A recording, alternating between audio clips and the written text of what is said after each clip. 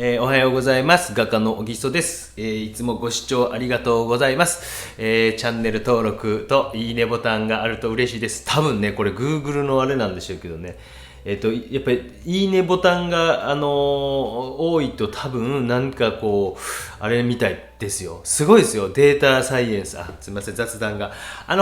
初心者の方全然遠慮なく送ってください。送り方わからないという方は、こちらのところのタイトルのところをクリックとかすると、この下の方に説明という欄が出てきて、その中にこういう動画というのがあって、この動画を見てくださいというのがありますので、ぜひよろしくお願いいたします。さあ、じゃあ48回の鬼講評を始めたいと思います。まずこちらの作品ですね。この方は結構、経験があるようなのか、ないようなのか、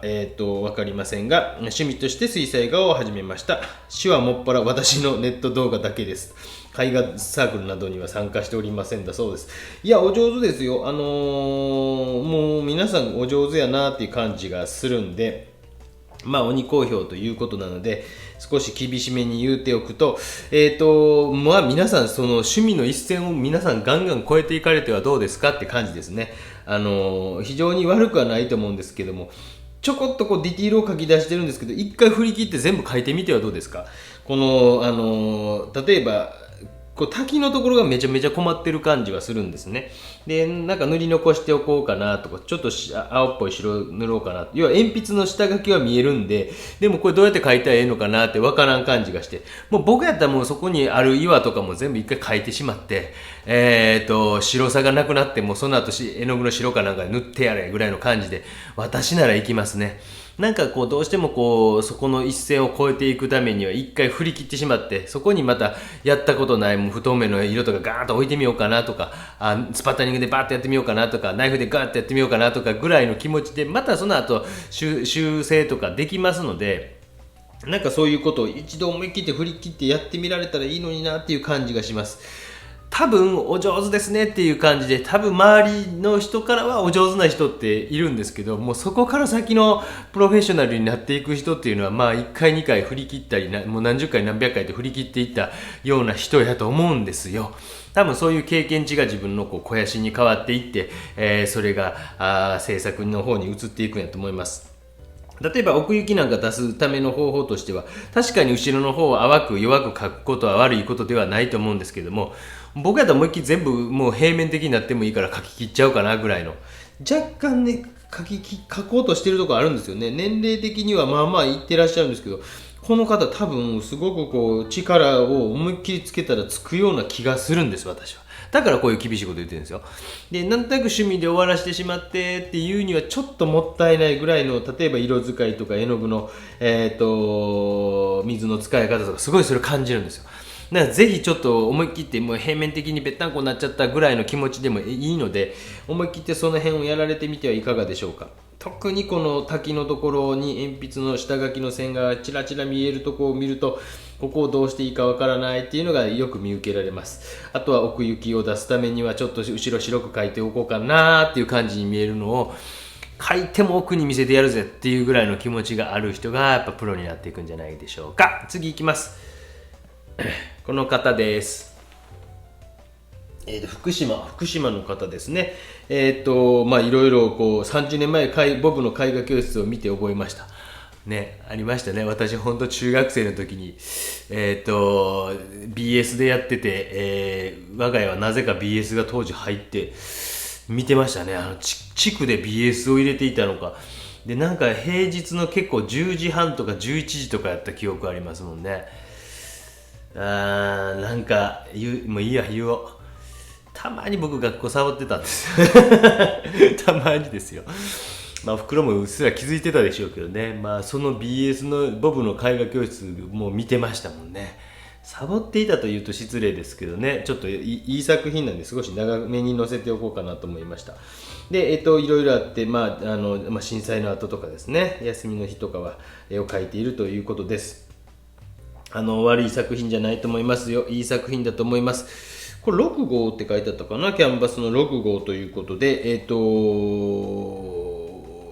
悪くはないですけど、これもね、ちょっと写真が悪くてですね、ディティールが見えてこないんですよね。もうちょっといい写真ができたらありがたいんですけどね、これが限界でしょうかね。この年齢やったらあと10年20年ぐらいは頑張れるとしてむちゃくちゃなこと言いやがんなって、僕ちょっとスマホとか変えたら写真とかだけでもすごく良くなりますよ。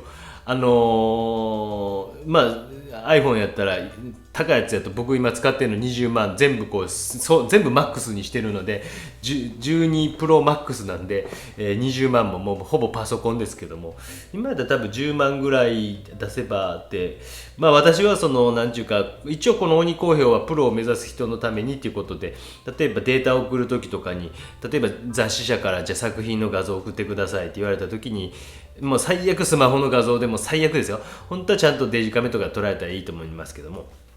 ちょっと長めに載せておきましたっていうぐらいね、中継が見えないんですよね。これ中継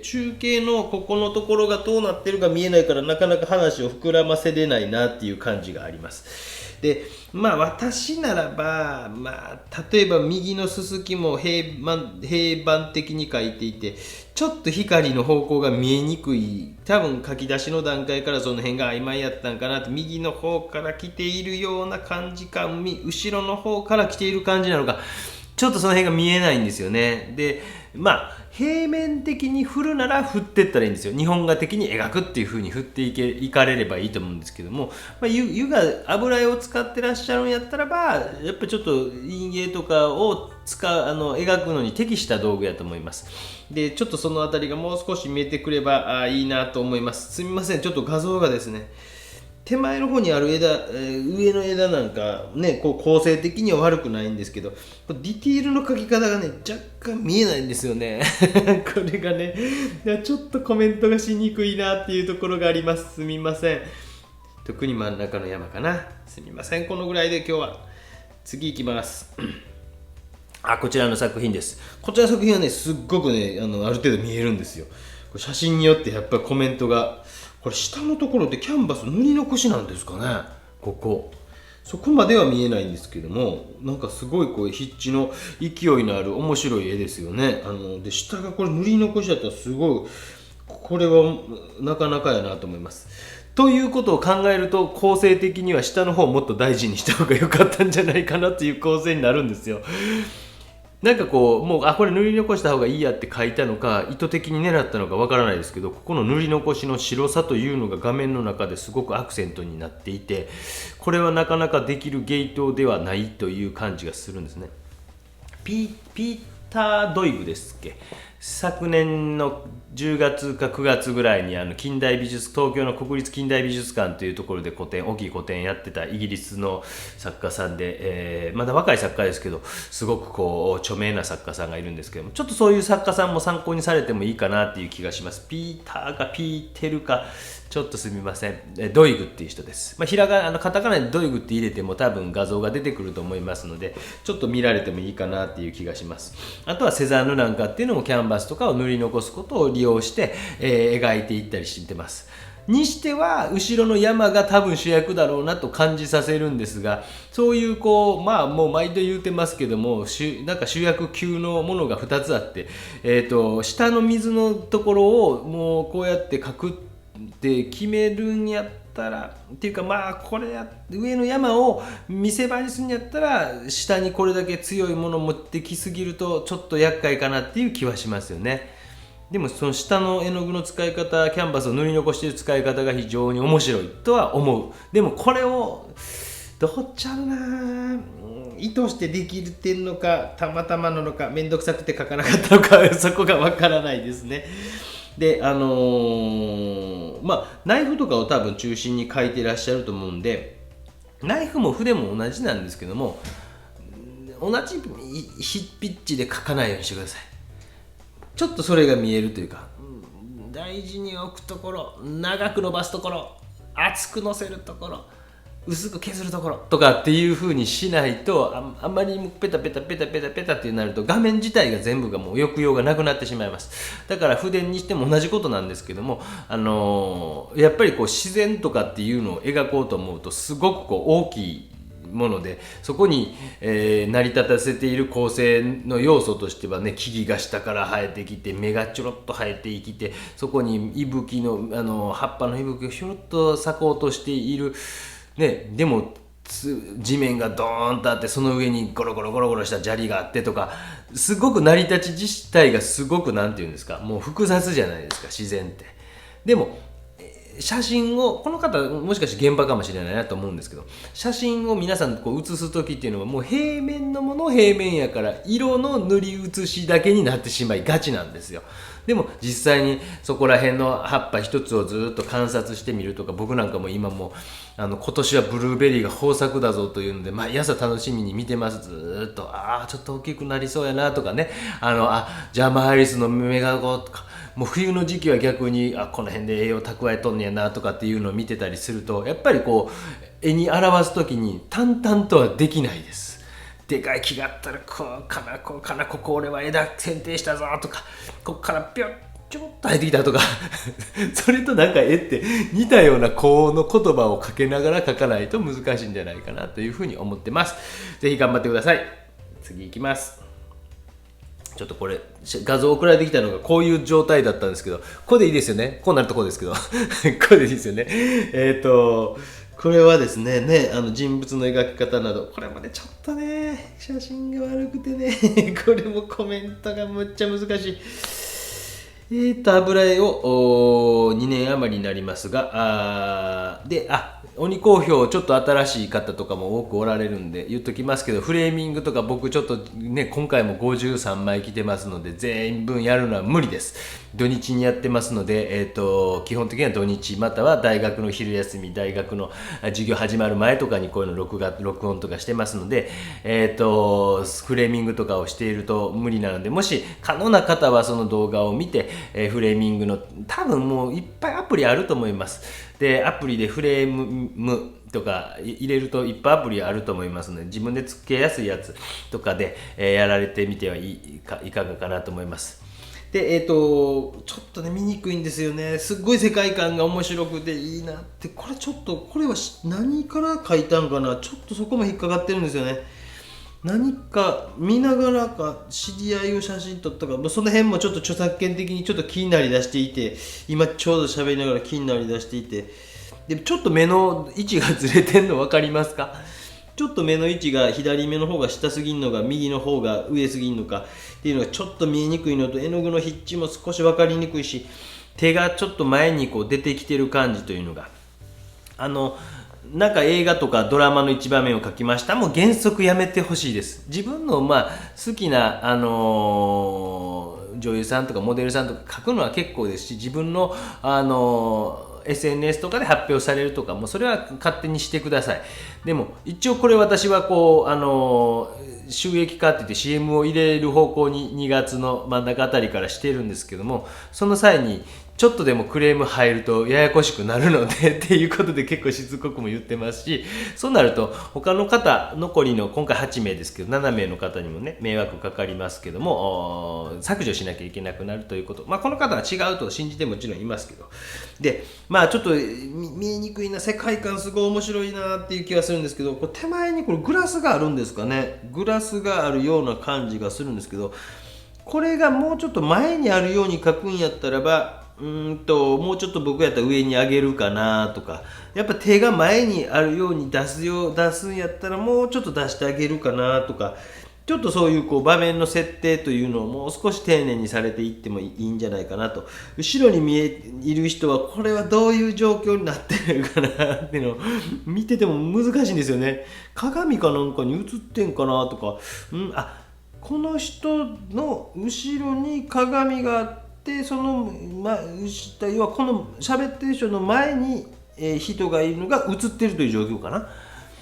ていうのがようやく分かってきました。なんかマネのなんとかっていう絵の題名今パッと出てきませんけど、なんかそのイメージが湧きますよね。なんかそういう世界観とかいいと思います。ちょっと絵の具の筆致とかまで見えるような今度いつか画像とかを送ってきてもらえると助かります。少しコツが分かったような人物のですね。でもちょっと目とかずれてますよ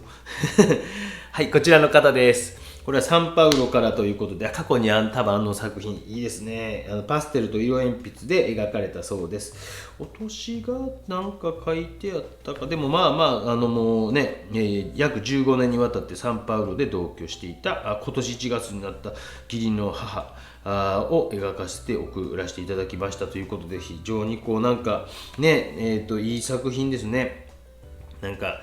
そういったところまで、本当に僕は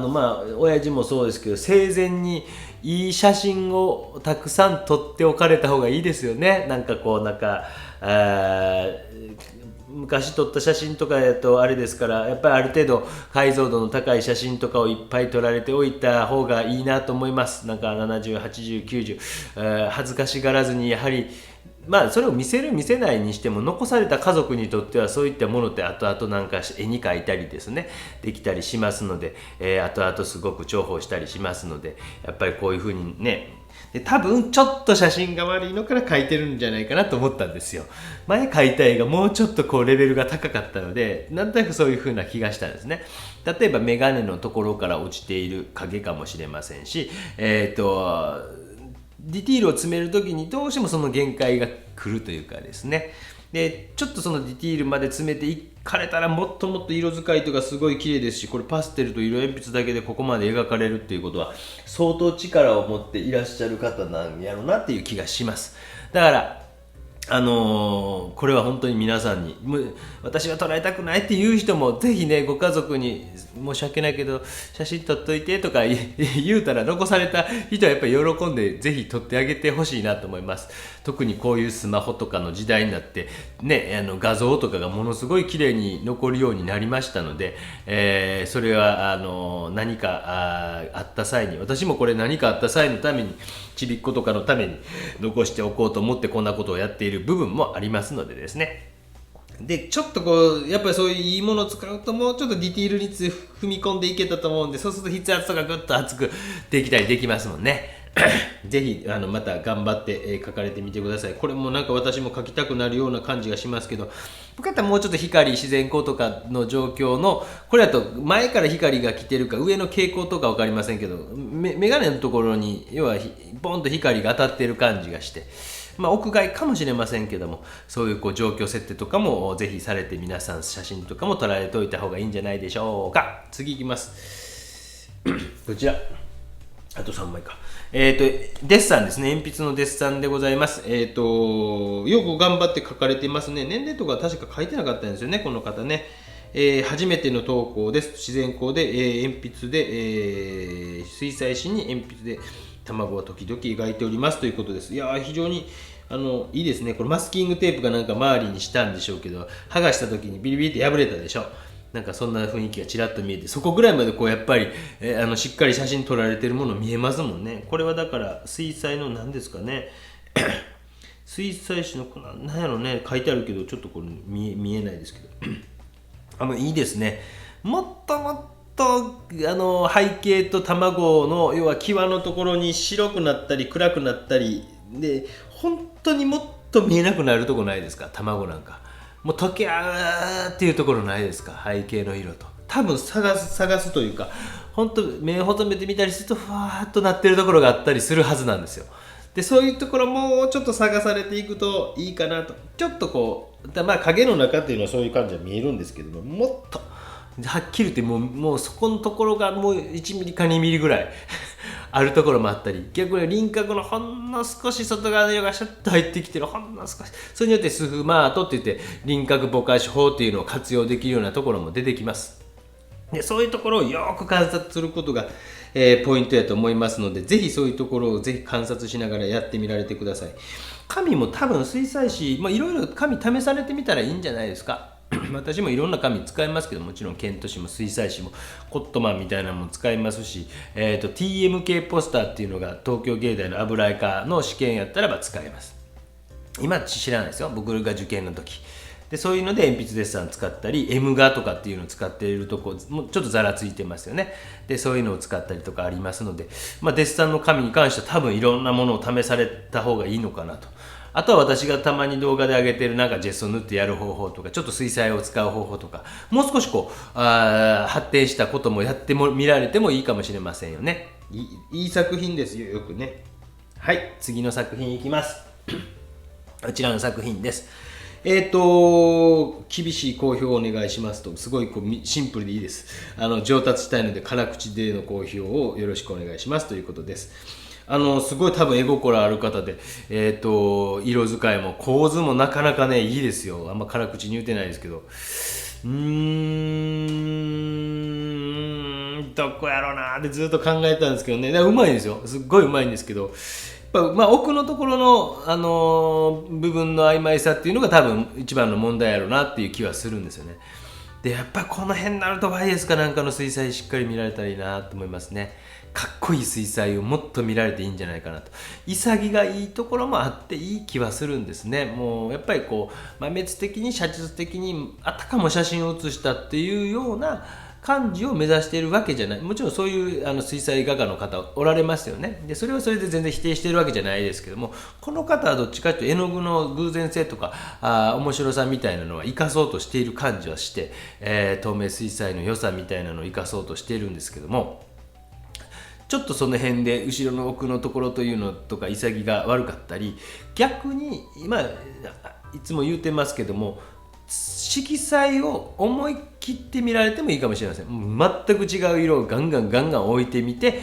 ふわーっと永山優子さん的な雰囲気を目指されている可能性もあるなと。その辺が僕の中でどっちなんやな、写実的な方でいくんやったらちょっと潔く、ズバッとなんていうか曖昧なまま終わらせているようなアンドリュー・ワイエスとかの背景とかで暗いのがズバッと終わってるようなところがあってもいいかもしれませんし、永山優子さん的な柔らかい色で薄く重ねながらわーっと描きながら外側からちょんと決めたり内側がちょんと決めたりとか絵の具の偶然とか生かしながらっていう風な方向やったらもっともっと色を豊かに使っていくと。でやっぱその辺は自分自身がどういう風に完成形を持っていきたいかによりけりやと思います。だからちょっとその辺を留意しながらやられてみてはいいんじゃないかなという気がいたします。何号って書いてたかな、特に何号と6号かいうような気が、本当に多分達者な方やなと思います。本当プロになるって難しいですよね。そこから自分のオリジナリティっていう部分が見えてくるというか芽生えてくる感覚の方が僕はいいんじゃないかなと思っていて、学生なんか教える時に無理した個性っていうのはあんまり作らんでいいよと、もうそれでしんどくなる子たちをいっぱい見てきたんで、無理してなんか私は個性的にって、思わなくてもいいですが、ちょっとだけ自分の中ではそのマインドを持っていかないとそれは難しいじゃないですか。そこはやってみて自分にしっくりくるかできるか、できんかったらまたチャレンジして、しっくりきたならばチャレンジしてまた繰り返してっていうことをやっていくっていうことやと思います。頑張ってください。はい。です。3月25日に書いたって書いてますもんね。私がライブペイントをする前日前々日ぐらいですね。いい作品やなと思うんですけども、無駄が多いなと思う。電柱とかいるかなとか、なんか表札とかいるかなとちょっと僕らが思ってしまいますもんね。高島彌十郎さんの菜の花の油絵の作品があるんですけど、めっちゃかっこいいですよ。もう菜の花だけっていう作品とかあります。いりますかね、これ向こうの方に見える公園でしょ、いりますかね、真ん中の方にこの緑の棒いりますかね僕やったらかかんだって思いますね。私なんかシャガかなんかを描いた、もう動画それ削除したかな、あったんですけど、オールオーバーに画面を作っていくようなでマスキング液を中心に、描いていくような動画を上げたことがあってもないかもしれませんが、でせっかくこんだけ黄色くて緑でめっちゃ綺麗なね下の方やのにっていう感じがすんごいします。もったいないなーっていう感じがします。まだまだ絵を描き始めて、日が浅いんですね。ばらつきがありますがよろしく。